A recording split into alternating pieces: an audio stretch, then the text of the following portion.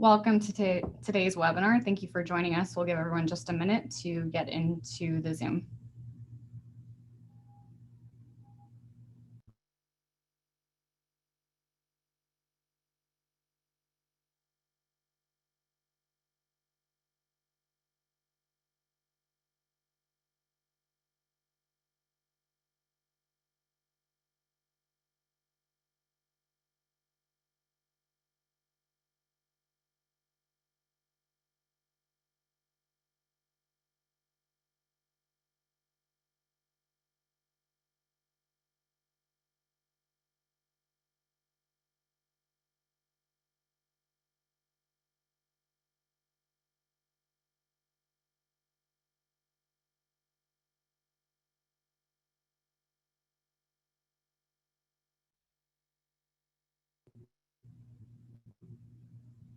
Thank you for joining today's webinar hosted by the Secure Community Network with the Jewish Federations of North America and other great partners. We're grateful for you being here today to discuss the Nonprofit Security Grant Program.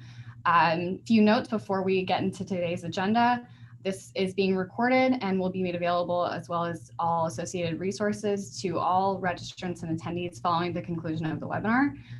You're welcome to put any questions into the Q&A function throughout the course of the program, and we will work to address as many as we can throughout and at the established Q&A section towards the end of the program. We really appreciate you joining us today, and I will turn the program now over to Secure Community Network National Director and CEO, Michael Masters. Thank you, Dina. Dina Weiss, Chief of Staff for SCN. I'd like to thank her and all the members of our team and our collaborators at the Jewish Federations of North America for helping to organize today's webinar. SCN, is the official safety and security organization for the Jewish community in North America, is truly honored to co-host this webinar with our partner, the Jewish Federations of North America, and to welcome our other national partners who are on the call, and particularly the ADL, who's co-presenting with us today. Our shared mission, and that of the Security Director Network across federations around the country, is not merely to address safety and security issues. It is to ensure Jewish life and culture can not only exist, but flourish. Our efforts to make this possible is especially critical right now. According to the FBI, over 60% of religiously motivated hate crimes were targeted at Jews in 2019, a 14% increase from the year before. 1 year later, and while COVID-19 has closed many of our community institutions, it has not stopped those who hate us or wish us harm. Far from current conditions decreasing the likelihood of an incident, stressors from the pandemic may increase them. And as we heard earlier this week from FBI Director Wray, the threat of domestic terrorism remains the most persistent, real threat facing our community of any in this country. This means that as we open our facilities and communities, we must be more committed to safety and security. I think we'd all agree that one of the greatest strengths of our community is its diversity. When it comes to security, though, we must take a comprehensive, consistent best practice approach. In security, coordination is not a condition of success, it's a requirement for it. And we know that every community institution, regardless of size, affiliation, or location, should be safe and secure. Between federations, national organizations, and partners, Jfna and SCN, our community is working more closely now than ever before to address the intertwined issues of hate, extremism, anti-Semitism, safety, and security. This is absolutely essential. And while we are making incredible progress that you'll hear about in a few minutes, we have more work to do and more investments to make. We also have to take advantage of the opportunities before us. And one of the key opportunities is the Nonprofit Security Grant Program. NSGP funding is now protecting more communities in more places. Thanks to our collaborative work and led by Jfna, recent changes allow organizations in non-urban areas to take advantage of the program. From attacks in Overland Park, Kansas to Poway, California, as the threat has changed, this has been an important development. Today, NSGP funds can now be used to support planning, exercises, and training as well. For organizations that couldn't support these activities, this can literally be the difference between life and death. It's our goal that every Jewish organization is informed, positioned, and able to apply for and use these funds in an efficient and effective manner. SCN and Jfna, in coordination with federations, are working together to increase our support to communities and organizations, from increased webinars to more resources. These resources are on our websites, and notably the Live Secure website that you'll hear a little bit about in a few moments. We're going to be continuing to update these resources and dedicating more time, effort, and energy to support the community. Now that the grant has been released, we want to cover critical updates and support your efforts to submit applications. You're going to be hearing from Rob Goldberg, Senior Director for Legislative Affairs from Public Affairs of Jfna, our partner Aryeh Tuchman, the Senior Associate Director for the Center on Extremism at ADL, as well as members of the SCN team, Robert Graves, Mark Jardina, and Caitlin Weitzel, who will discuss the application process. Time is critical. In most states, applications will be due in April. For some, they're due in just 2 weeks. We encourage people to work on this all year long. If you have not, though, start working on it now. NSGP funding has made our community more safe and secure. It has definitively helped us enhance our safety and security, and we are grateful to our federal partners and the many, many individuals within the community who have advocated for these funds. But it can only do this work if we take advantage of the opportunity. Let us work together to make sure we're not an easy target, but a prepared and vigilant community. It is now my pleasure to introduce a community member who has dedicated herself to making this possible, from camps to federations across our country. Julie Platt, Board Secretary of the Jewish Federations of North America and Board Member for the Secure Community Network, a great colleague and friend. Julie? Thank you. Good afternoon, everyone, and thank you for joining us for this important security webinar. Jfna is proud to partner with SCAN and ADL. Securing our communities takes all the collective tools we can garner. We know that thanks to our continuous lobbying over the past 16 years, Congress has made available its largest funding yet, $180 million in security grants for 2021. The opportunity to apply for these grants opened only last Thursday, and with this, our 4th webinar, we are working to ensure that you are prepared to put your best application forward. We have launched Live Secure as the framework for the Federation system's collective security efforts. Through Live Secure and our new livesecure.org site, we are committed to centralizing all the information you need to access resources and connect your local community's security efforts. Livesecure.org is now set up to complement and support the process you will learn about today. We have synthesized the information in one place, provided you with access to a help desk, and have invested in additional ways to support local assessment and grant writing needs. As you'll see through today's webinar, we are deeply committed to guiding and supporting your application process for the nonprofit security grant funds. And together with SCAN, we are working closely with federations across the system to support their commitment to this effort. We encourage you to apply, and we stand ready to help. And we will continue to work every day through JFNA's Israel Action Network and in partnership with ADL to track anti-Semitism and address it. It is only through working together like this that we will be able to support all of you in keeping our communities safe. So thank you for joining us. And with that, I'm pleased to turn this over to JFNA's Senior Director of Legislative Affairs, Rob Goldberg. Thank you, Julie. We're at a go time. At this point, most communities have 3 to 5 weeks to complete and submit their applications.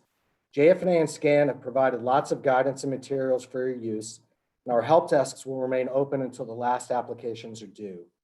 The following guidance underscores a few changes to the Notice of Funding Opportunity and Grants Manual, as well as a few items that FEMA has underscored this year. As I cover several topics here, please know that I'll be providing my written notes after the webinar.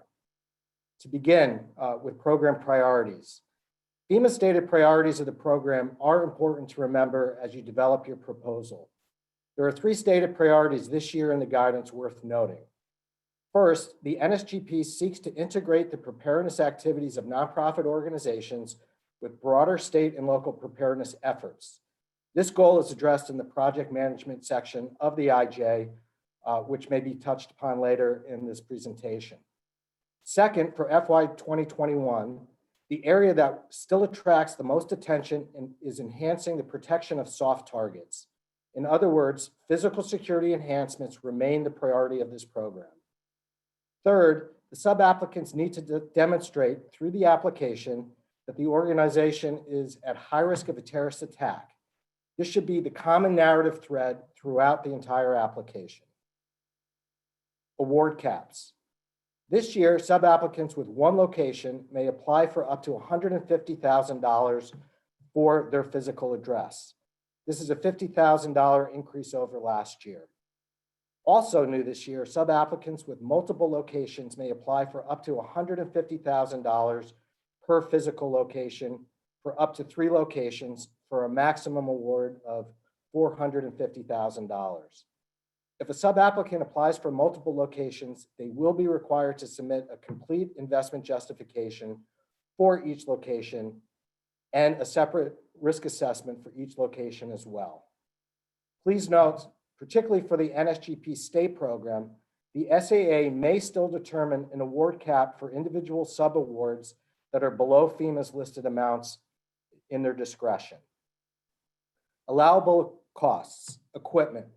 There are 2 new allowable equipment costs under the NSGP, or excuse me, outside of the NSGP approved AEL categories of 14 and 15, which include handheld portable radios and public warning address systems. Each SAA will determine how broad these 2 categories will be implemented. Contracted security personnel. Contracted security personnel remains an allowable cost. As with last year, application for this cost must include a written plan that explains sustainment of contracted security personnel beyond the 36-month period of performance. Some SAAs may request this plan at the beginning of the application phase, while others may require it at the closeout of project implementation. Additionally, this year, application for this cost must include a breakdown in the narrative section of Part 4 of the IJ, the number of personnel, frequency of use, an hourly rate that justifies the funding level requested for this allowable cost. Cybersecurity. The NSGP program continues to focus on conventional physical security and not cybersecurity. Consequently, projects associated with cybersecurity will be less attractive in a competitive process than more traditional physical security projects. As such, cyber costs under NSGP remain limited to 1 approved AEL category regarding the acquisition and installation of backup computer hardware, operating systems, data storage, and application software. Target hardening. This year, FEMA underscores that all proposed purchases, including projects and activities, should be thoroughly detailed, cost justified, and linked to the vulnerability risk assessment in the narrative portion of the target hardening section, which is Part 4 of the IJ. This includes equipment and proposed contracted security personnel, planning, training, and exercise costs. 2 examples by way of illustration of what FEMA is looking for this year.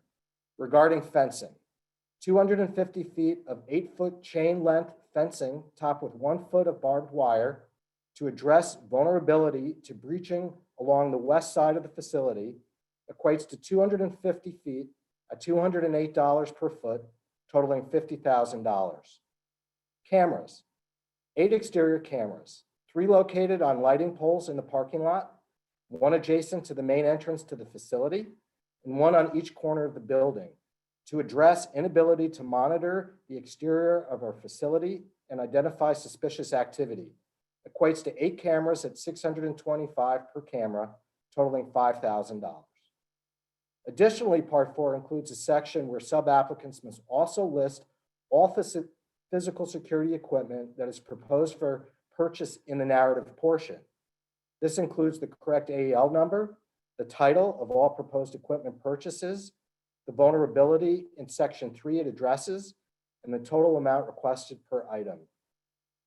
Total funds requested must match in both the narrative and budget portions of Section 4, along with the total federal funding requested in Section 1.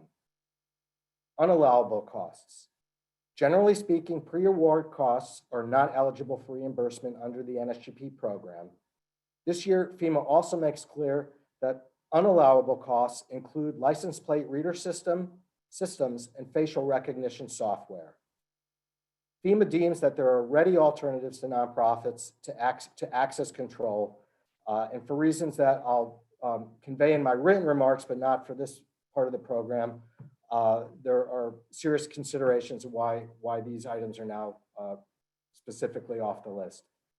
Other examples of unallowable costs include Knox boxes, guns or weapons, landscaping, and weapons training. Vendors. To eliminate unfair competitive advantage during the application process, vendors should be treated at arm's length. Their purpose should be limited to providing requested cost estimates, preferably with the details necessary for the sub-applicant to complete the investment justification. Any vendors, consultants, or contractors who assist sub-applicants develop grant applications, project plans, or project budgets, including the development of statements of work, invitations for bids, or requests for proposals, are prohibited from competing for such procurements during the post-award period. Scoring and connection to organization type and mission. All sub-applicants are not alike when it comes to grant scoring.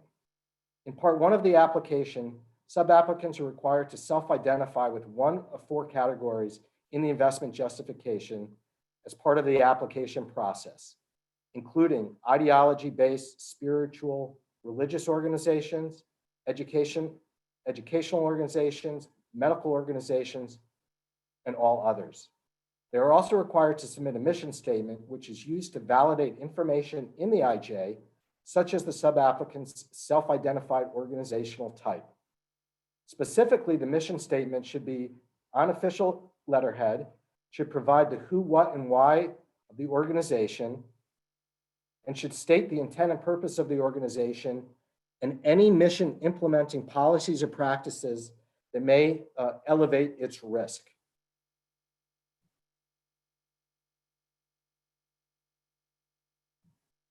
These details will impact the final scoring process. After the SAAs and FEMA score the sub-applications, FEMA will then apply a multiplier between 1 and 3 to determine the final score for each sub-application. A factor of 3 will be applied for nonprofit groups that are at a high risk of terrorist attack due to their ideology, beliefs, or mission. A factor of 2 will be applied for medical or educational institutions, and a factor of 1 will be applied for all other nonprofit organizations. Post-award considerations. All sub-grant awardees will be required to satisfy an environmental and historic preservation review, develop a project implementation plan, submit scheduled progress reports, complete reimbursement requests, complete program closeout paperwork, and of course, manage project implementation.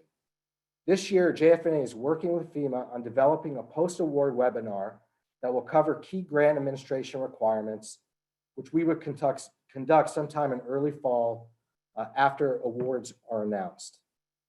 Other post-award considerations to remember. Any post-award scope of work or budget changes will require prior approval from FEMA, may be denied without compelling justification given the competitive nature of the program. Additionally, nonprofits selected for awards that subsequently seek to renovate their facilities so as to affect the risk assessment upon which their applications were based will not be approved for scope of work change. Also, investments once installed in a physical structure may not be subsequently relocated by the sub-applicant if they decide to move. The improvements must stay with the structure for which they were approved. All this is to say is that you should be careful in the development of your project so as to avoid problematic post-award change requests and to not plan to apply for the grant at this time if you know or are seriously contemplating construction, renovation, or relocation during the project's 36-month period of performance. And with that, those are my final remarks, and I pass this on to Pat and others. Thanks, Rob. Want to move on to one additional component of the application, and the team following REA will go through the application in further detail. But one of the most important considerations that you heard from the outset was really the impetus of this grant is looking at safety and security from prevention and preparedness when it relates to terrorist attack and domestic violent extremists and other threats. Our partner, Aria Tuchman, as Michael indicated at the outset, Senior Associate Director for the Center on Extremism for ADL, is going to spend a few minutes talking about some ADL data and really taking a look at some of the anti-Semitism stats, the heat map, and other resources that will assist communities and organizations in looking at the threat and risk landscape, particularly as it reflects your NSGP application. So RA, I'll turn it over to you. Thanks so much for having me. Pleased to be able to continue ADL's collaboration with SCN. And let me just explain the information that I'm about to share with you is drawn from the collective knowledge of the Center on Extremism at ADL. We are the part of ADL which studies extremist and anti-Semitic activity, threats, ideas around the country, and we cover a variety of ideologies from white supremacy to Islamism to anarchists, anti-Semitic ideologues, including the Nation of Islam, radical anti-Zionists, and a whole host of other anti-Semitic ideologies. We know what anti-Semites and extremists are doing because our analysts live in those spaces. We are watching them, we are listening to them, we proactively are on the lookout for threats and harmful narratives. We help law enforcement disrupt plots before they occur, and we educate policymakers, reporters, and the public. So one of the things that I just want to share with you today, now that you know a little bit about us, is to share with you some information about anti-Semitic incidents, which is one of the important categories of information that we track. Anti-Semitic incidents are cases of harassment, vandalism, and assault that are perpetrated against people or property, together with evidence that there was either an anti-Semitic intent or an anti-Semitic impact.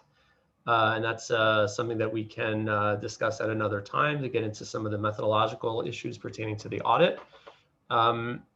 But suffice it to say that incidents may be criminal, but they are not necessarily criminal. They may not reach a level of criminality, but we nevertheless are interested in tracking all of these things.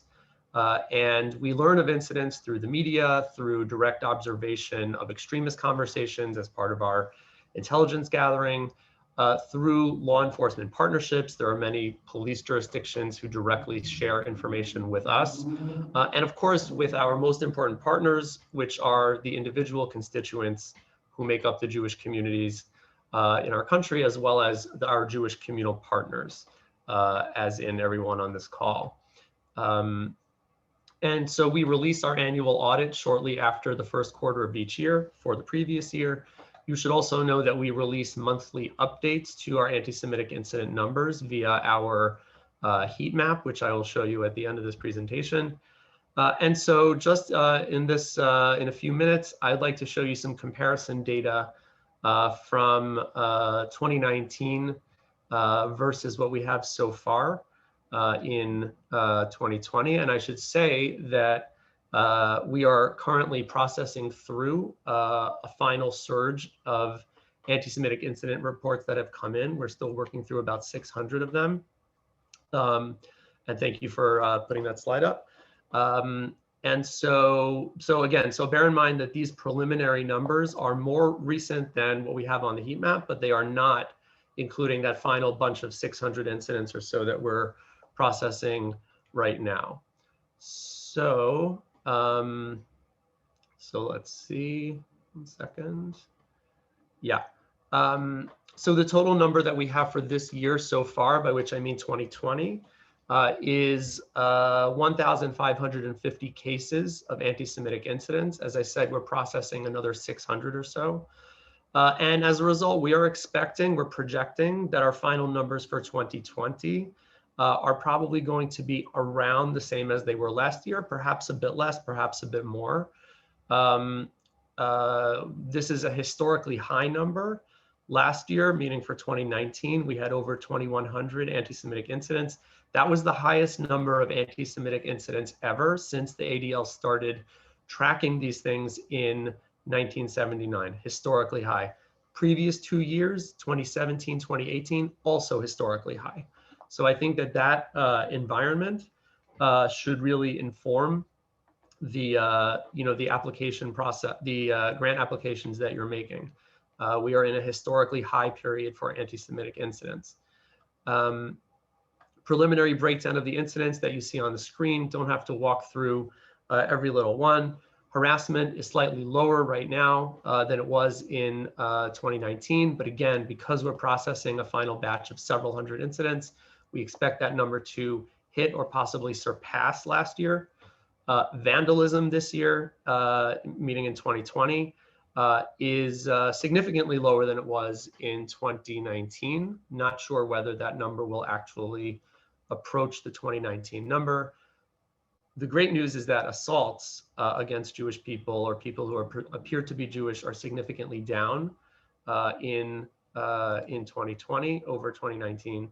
Of course, Zoom bombing is a brand new category of anti-Semitic incident, which we've been tracking.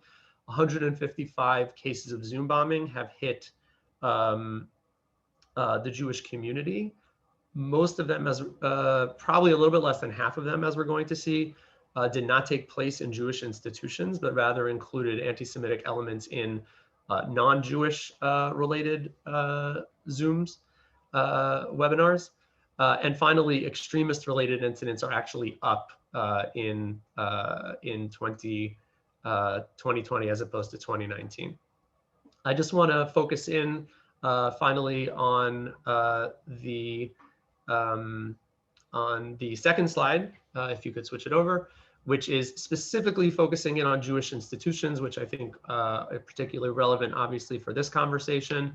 Harassment of Jewish institutions is already surpassed the level that it was in previous years. What is harassment? It means leaving anti-Semitic flyers, leaving voicemail messages, sending harassing email that contains anti-Semitic ideology or content to Jewish institutions. That is already past the state where it was last year. Vandalism, thankfully, is down. Assault is down. Zoom bombing is obviously significantly up. 85 cases where synagogue services, Jewish classes or funerals were interrupted with Zoom bombings. And thankfully, although extremist-related activity is up more broadly across the country, it is down when it comes to Jewish institutions.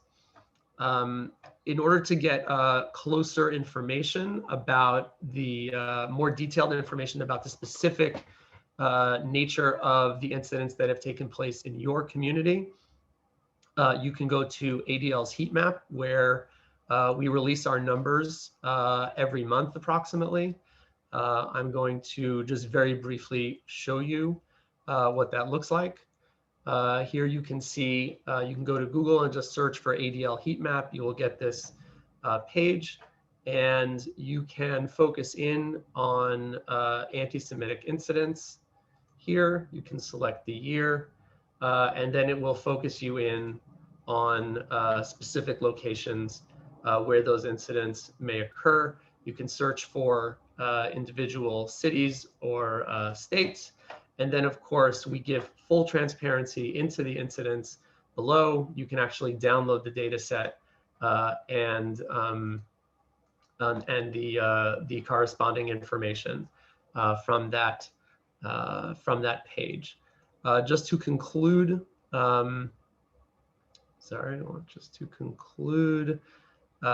what does the information from 2020 tell us about the threat that Jewish institutions face in 2021? How can it be leveraged in terms of communal security grants?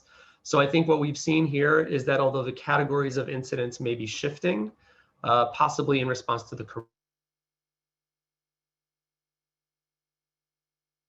Semitic incidents, from a hard numbers perspective, remains historically high. This should inform your grant applications. And finally, I just want to make a plug to submit your anti-Semitic incidents to ADL. Only when we are able to pool our information together can we generate the type of clear statistics that we all need in order to assess the threat, make the case for security assistance. In order to do that, go to our website or contact your local ADL regional office. Or you can reach out to me at atuchman, that's ATUCHMAN, at adl.org. Again, thanks so much for having me, and I will turn it back over to Pat. RA, thank you. The ADL heat map shown at the end is a great resource, really localizing, regionalizing incidents in people's respective jurisdictions. So it really is a great tool to find some additional data and details. Want to shift gears a little bit. We get tremendous number of questions between our partners at Jfna and SCN and others specific to the application process. Previous webinars have described what that process looks like, but we wanted to take an opportunity today to kind of run through the actual look and feel of the application, give some guidance on each of the 7 sections of the investment justification that you've heard people mention. So I want to turn it over to my team, Robert Graves, Regional Security Advisor for the National Capital Region, working out of the Jewish Federation of Greater Washington, Mark Jardina, who runs our programs across the country, the Regional Security Advisor programs, Community Security Director programs, and also Caitlin Weitzel, who runs our Emergency Preparedness section, to walk you through the grant application and the sections contained therein. Robert? Thank you, Pat.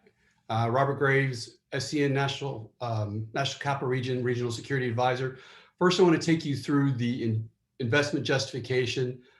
This is the core of your application process. This is all the key elements of information that you'll need to successfully compete for this grant. The IJ itself must identify the risk, the threat, and the vulnerability that you will address through the award of the grant, what improvements you will make that will build or sustain a core capability identified in the National Preparedness Goal of FEMA. Part and parcel of this is that there is a narrative stream from your risk and vulnerability assessment through the IJ, where we can see, the evaluator can see the actual threat, the actual vulnerability, and the actual action you're going to take, and then the impact that it will have to make a safer institution, a safer organization, and a safer community. Next slide, please. 7 parts for a total of 40 points, as Rob Goldberg described earlier. There's a scoring system. As you can see, the risk and target hardening sections are the largest point value sections of the IJ. They are the most involved, and we'll spend a few moments discussing each of these as we go through. The next one, impact, my colleague Caitlin Weitzel will talk in more detail about as well, about getting the best possible score in the impact section. Next slide, please. The applicant information is the cover page, if you will. It describes your organization, legal name, address, a description of the organization, some of which will be taken from the mission statement that Mr. Goldberg talked about before, and other administrative information. Biggest portions of this are your Dun and Bradstreet or DUNS number. Every organization must have one. If you are a tax exempt well, you have to be a tax exempt organization to apply for the grant. Your tax exempt designation has to be entered here as well. Houses of worship are default tax exempt organizations. So if you don't have it for your synagogue, if you don't have a tax exempt number, that's not necessarily a problem here. However, even though this portion is not scored, it is a critical piece of the application, as all sections are. If you do not complete this thoroughly, your application is not going to get reviewed by your SAA. So it's important to make sure you fill in each of the blocks with this good and detailed information. Okay. Next slide, please.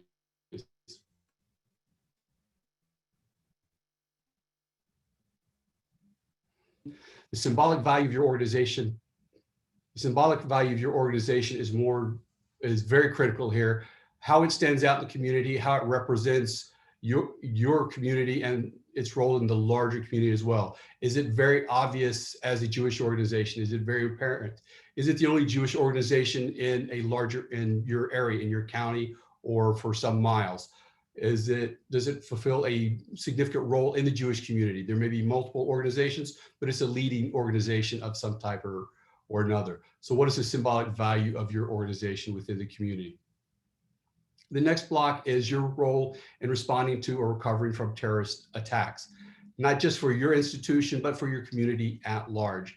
It's important to realize that we are not an island. One synagogue is not an island in and of itself. It's part of a larger community, a Jewish community, and a larger community of our city, county, state, and region.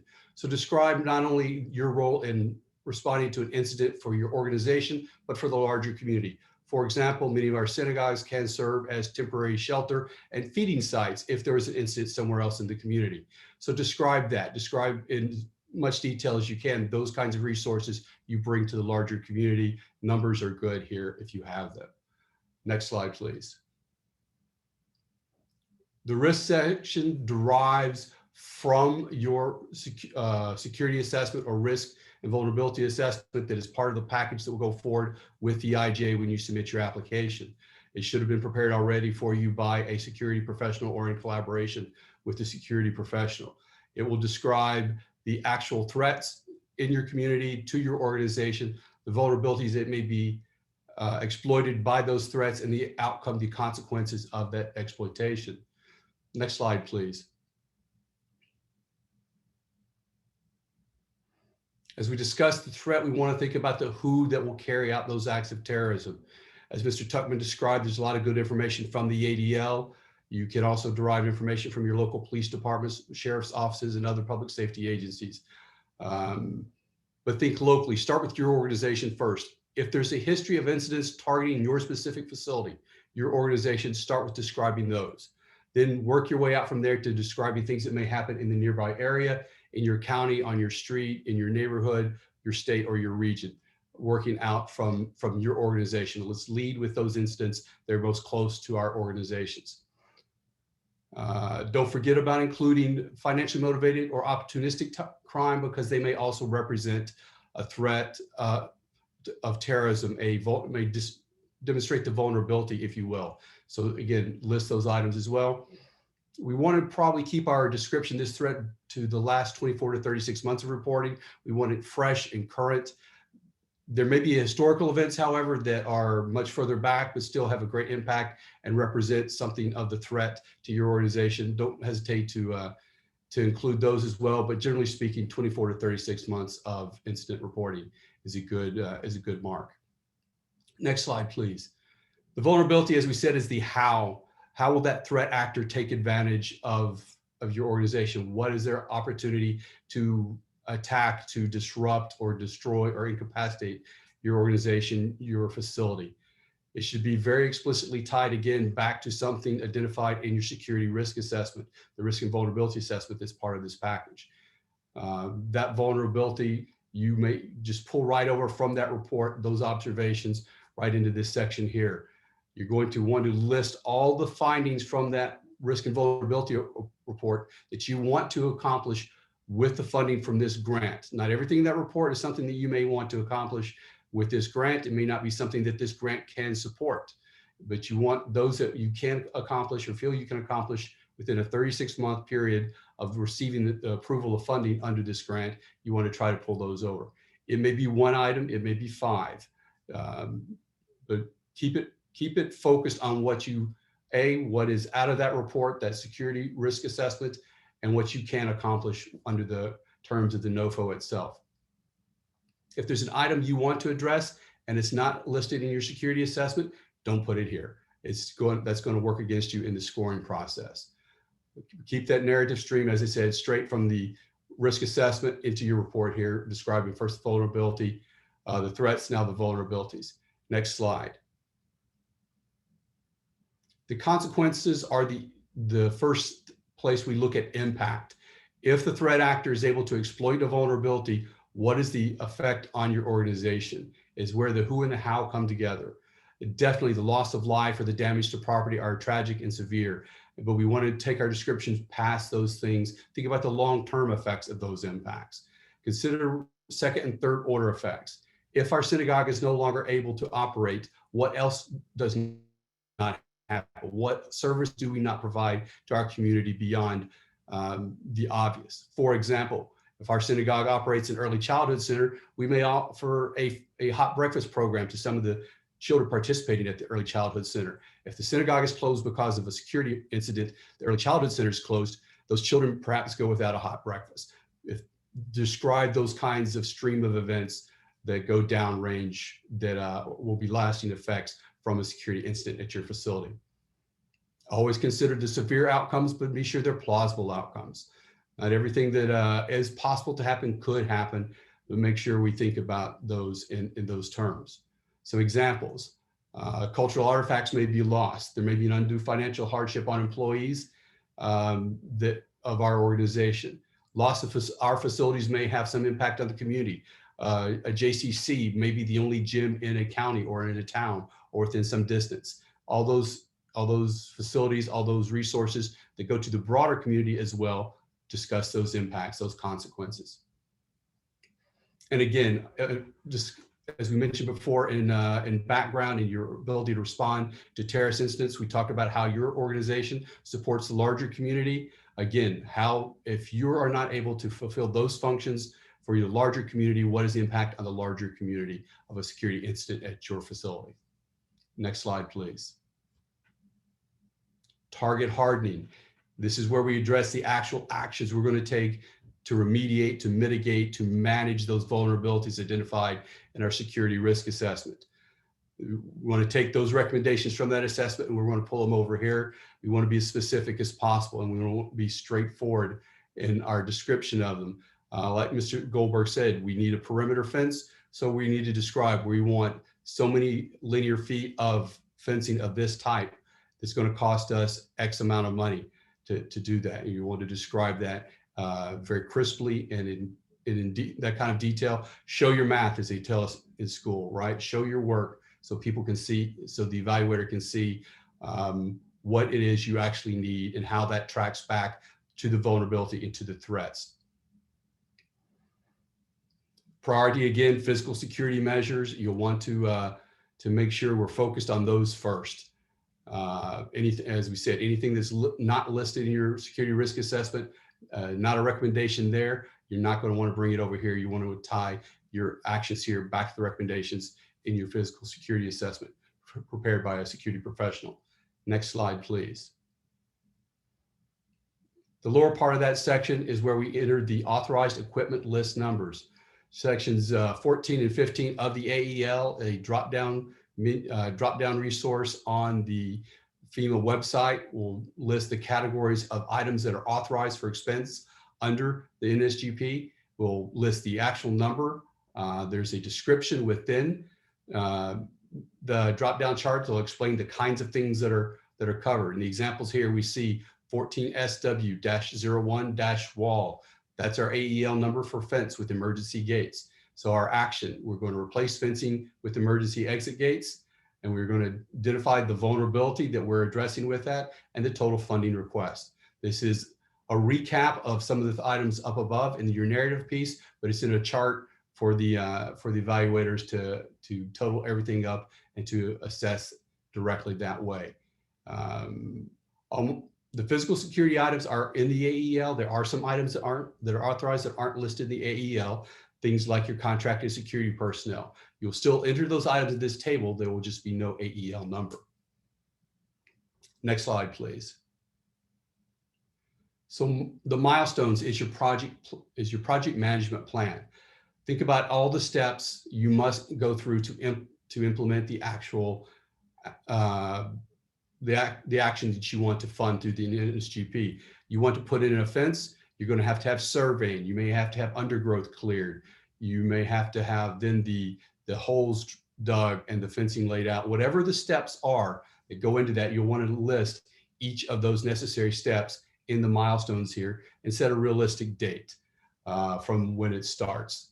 You don't have to complete everything in just a short order. As we said, you have 36 months from the time the grant's awarded to implement all these measures. It will take several weeks to get to go through the post-award actions that Mr. Goldberg alluded to get the final approvals to start expending the funds, but have those milestones laid out for each one of your projects in as much detail as you can.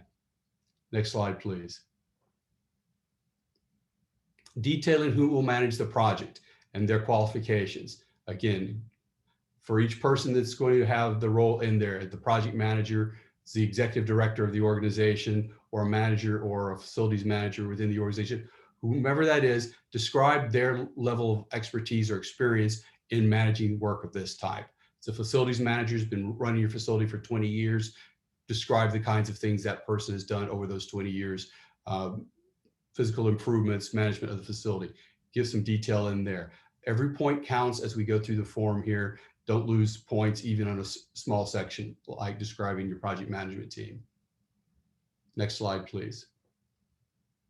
With that, we're now to impact. I'm going to toss it over to my partner, Caitlin Wiesel, who's going to discuss this section of the IJ. Thank you, Robert. So I'm Caitlin Weitzel. I'm the Emergency Preparedness Manager for SCN. So today I'm going to talk to you about the impact section of the IJ and the National Preparedness Goal more broadly, or the NPG as I like to call it, as well as the guidance document we've developed to help applicants more effectively incorporate the NPG into their applications. So the intent of the impact section is to showcase how your organization will not only help support your safety and security goals, but also the national preparedness goal, the larger goal that FEMA has set out there with their investments. So in addition to discussing the measurable outputs and metrics for success, this section specifically asks you to identify how your investments will build or sustain a core capability or core capabilities, which we'll discuss a little bit more in depth on the next slide. So I won't read this slide, but essentially the National Preparedness Goal creates the whole community approach to emergency preparedness. So not putting the onus just on first responders, but also including, nonprofits such as yourselves. And it outlines the activities that are necessary for a secure and resilient nation. So as you've seen on the previous slide, this was done by defining 32 core capabilities or activities necessary to execute the 5 mission areas, which are prevention, protection, mitigation, response, and recovery. So in this section, you not only want to identify how the investments you are applying for will increase the safety and security of your organization, but also how it will contribute to the broader NPG or the National Preparedness Goal.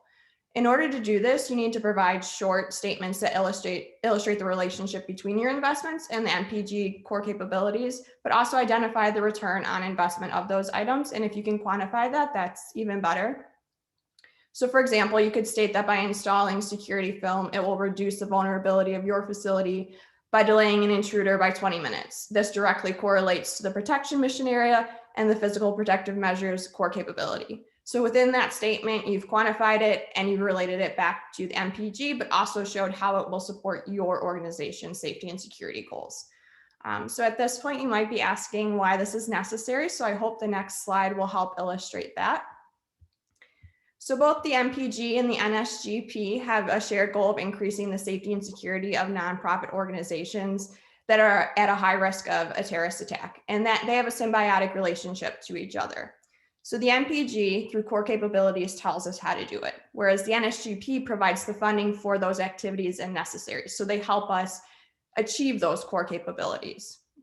So as you can see, the NPG is very important to the NSGP. And as a result, SCN has developed a document to help guide applicants through incorporating the NPG into their applicants more effectively, which we'll showcase on the next slide. So here's a snapshot of the product, and the product is near completion and will be available on our website along with all of our other resources. But what the document does is give a better understanding of the National Preparedness Goal as it relates to the NSGP, but also identifies sections of the IJ which it can most effectively be leveraged and how to do so. So these sections include the background, which focus on how an organization's activities can fill a core capability. For example, as Robert alluded to, if you have cots or a kitchen, you could fill the mass care services core capability by providing food and housing to the larger community or your own community. And then target hardening and of course the impact, which both focus on how the AEL will further both your safety and security and the NPG. So once we have that available, definitely encourage you guys to take a look at it and hope that it's helpful. But with that, I will turn it on back over.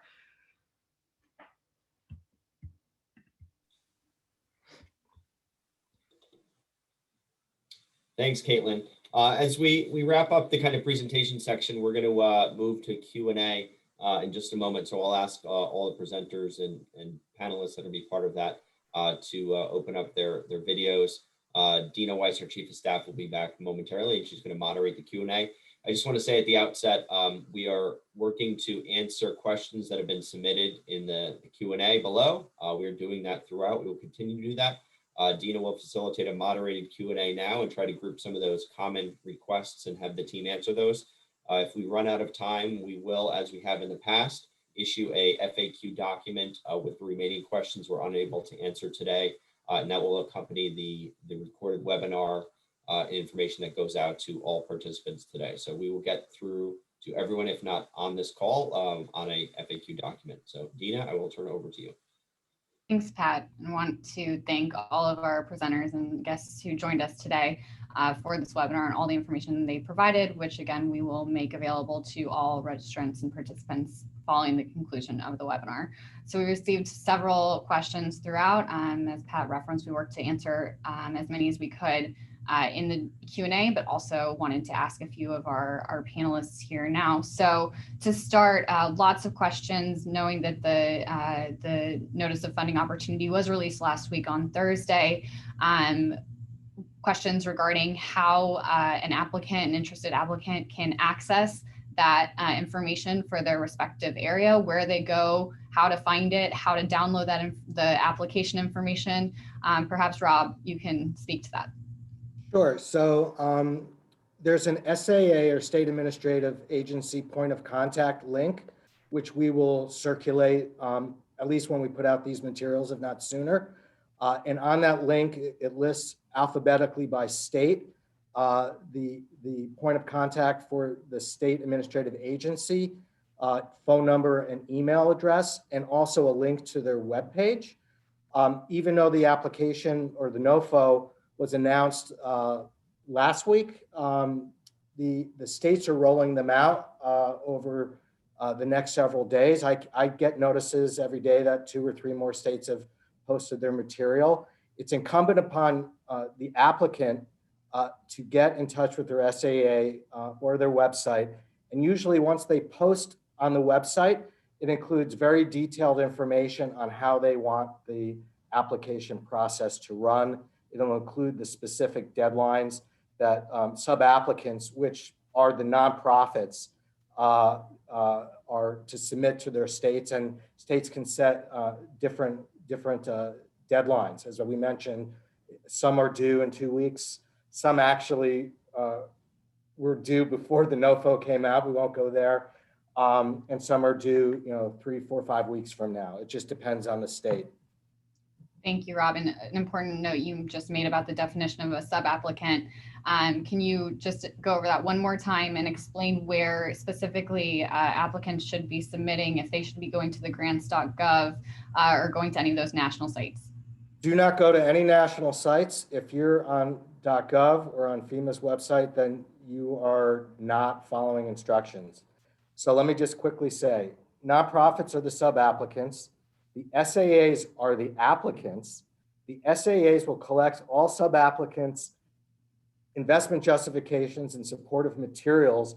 They will review them, score them, prioritize them, and they are the ones that will submit through grants.gov to FEMA on behalf of the sub-applicants, the nonprofits, and then FEMA will only work through the State Administrative Agency. Throughout this whole process, nonprofits' point of contact and the final word for them, for the most part, is the State Administrative Agency. Big red flag if you're up on grants.gov. Thank you, Rob. Another popular question related to if an agency or organization owns multiple buildings, or there are multiple buildings on a campus, or if multiple cemeteries are operated by the same organization. If we could speak to the allowability for applications by for multiple locations and what that looks like. Sure. So this is all new, right? So the SAAs only learned about this expanded opportunity last week when the NOFO came out. So what I'm providing you is my basic understanding, but you should always double check with your SAA because they are interpreting the guidance as well. So for me, what it means is that if you're an organization and you are sharing a campus with the same address, then you're applying for one application for that campus. So however many buildings you have, you still have a cap of $150,000 under the urban area initiative. Under the state initiative, it could be up to 150,000, but it could be less because some NSGP state programs, the SAAs are setting a lower cap. If you are an organization that has buildings that are adjacent, or across town or in different counties that have separate addresses, then it's much easier to understand that you can apply for up to 3 of those separate addresses under the same applicant. I hope that's helpful. I can restate that in writing in the written guidance later. Appreciate it, Rob. Perhaps question for Mr. Graves.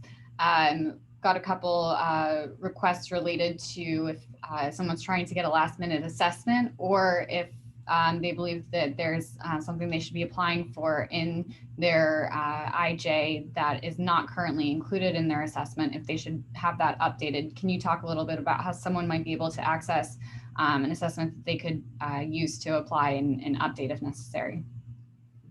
Certainly. If you don't already have an assessment, check first with your local Jewish Federation. They may have a security professional there, a security director, or there may be one of my SCN colleagues on staff there as well to help you out with that. Barring that, you can go to our website, securecommunitynetwork.org. Follow the links there for the NSGP, and we can put someone in touch to help you guide you through an assessment process. If your assessment's been done in the last 2 years, probably, and you've not had substantial changes to your physical plant or to your operations, it's probably a still valid assessment to go forward with this application. If you feel there are items that you need that are not identified in that assessment, I would return to the security professional who did the original assessment and ask them to amend or do an addendum to that assessment. Discuss that with whomever drafted the original assessment. Thank you. I just went on video, Arya. I don't know if you're still around and can answer a question. Thank you. Related to state and more localized data that organizations might be able to use. If you could talk about how they might be able to access more local data that they can include in their IJ that the ADL has available, and point them in the right direction for that. Oh, you're on mute. Yes, absolutely. Maybe I should have spent a little bit more time on the heat map before. Give me one moment. I'll just share the screen really quickly so people can see what I am referring to.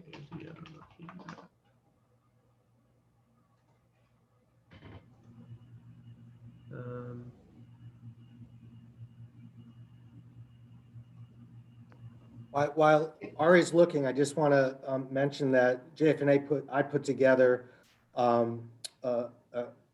document as well that that includes current incident reports, and I make that available for folks that are trying to make the case for their the vulnerability of their threat vulnerability for their particular organization. That's easily searchable by state, community, type of incident, and folks have found that to be very useful. So that's something that we will make sure people know how to get to. Thanks, Robin. We'll make sure to include the link to the ADL heat map in the resources as well, so everyone can access it there. We're coming up on the end of the hour, but want to just squeeze in a couple more questions as people are still on, and want to get to as many questions as we can to help the community out as we look to get all of these applications in for this incredible opportunity. So several questions related to the allowability of funding security personnel with the grant funds, and what timeline is allowed for that. Is it for 1 year, 3 years, beyond? What within the security personnel can you fund, or is it just a person? Robert, whomever can speak to that.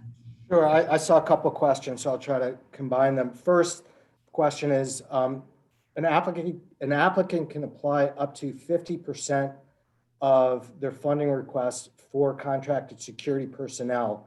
If they want to go above that 50%, they have to seek a waiver from their state administrative agency to use more funding towards this particular allowable cost. In terms of period of performance, the period of performance is 36 months from the date of that FEMA announces the award results, which may not actually be the start date for the particular nonprofit, because there are post-award requisites that have to be dealt with, but you could pretty much figure that whether it's finishing a physical security enhancement or doing a training or using contracted security personnel, your window is 36 months period of operation or until the funding runs out. And as I mentioned earlier, this year, you have to set forth how many security personnel, how many hours they're going to be working for you, and pretty much kind of spell out a down and dirty budget on how you got to the number you're requesting. Great. Thank you, Rob. And Robert, to you, I believe you spoke briefly about the DUNS number and what that looks like. We have some new applicants on the webinar with us today who are unfamiliar with that. Can you just speak very briefly about how what that requirement is and what they need to know? Sure. The DUNS number, or Dun & Bradstreet number, is an easy registration process, no cost, online, very quickly. It only takes a few minutes, but you must have a DUNS number as part of your application. That's one of the ways they track the financials on this. And most organizations have them, so whoever is writing the application may not be aware. So they should speak to their, their accounting office or someone who administers their office, and to request that they, to double check whether they have that DUNS number available. And in addition to requesting one, you could also look one up if it already exists by getting onto the Dun & Bradstreet website or calling them. Excellent. Well, we still have questions coming in, but want to respect everyone's time and just express our appreciation for everyone who joined us today, our panelists and experts, as well as all of the attendees. As we've stated many times, we will work to provide the recording of today's session, as well as a summary of all the questions with answers and the reference resources to everyone via email, and will also be available on the SCN website and the live-secure.org website. Check it out. We will post all of that as soon as it's available in the next couple of days, but thank you again for joining us, and have a great day.